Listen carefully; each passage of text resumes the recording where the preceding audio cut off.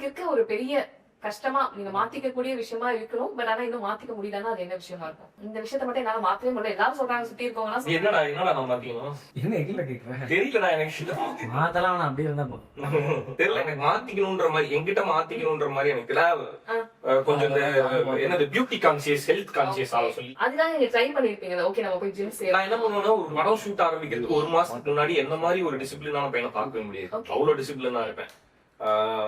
ப்ராப்பரான டயட்ல இருப்பேன், ப்ராப்பர் ஒர்க் அவுட் பண்ணுவேன், எல்லாமே பண்ணுவேன். அது எல்லாம் எப்படின்னா, ஷூட்டிங்க்கு ஒரு 1 மந்த்துக்கு முன்னாடி through out the shoot process தென் நான் எப்படி இருக்கணும்னு தோணுதோ அப்படி இருப்பேன்.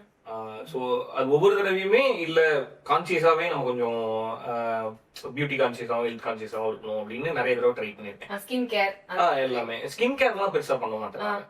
அது அந்த proper diet and work out பண்ணும்போதே எல்லாமே கரெக்ட் ஆயிடும். ஆனா இப்ப அது ஒரு டைம் பண்ணிட்டா அது ஒரு அடிக்ஷன் மாதிரி இருக்கும்னு சொல்லுவாங்கல்ல, அதை விட முடியாது அப்படின்னு சொல்லி. பட் ஆனா உங்களால எப்படி ஸ்விட்ச் பண்ண முடியும்? அது தெரியல, அது எப்படின்னு நான் தான் அது ஒரு பவர், சூப்பர் பவர்.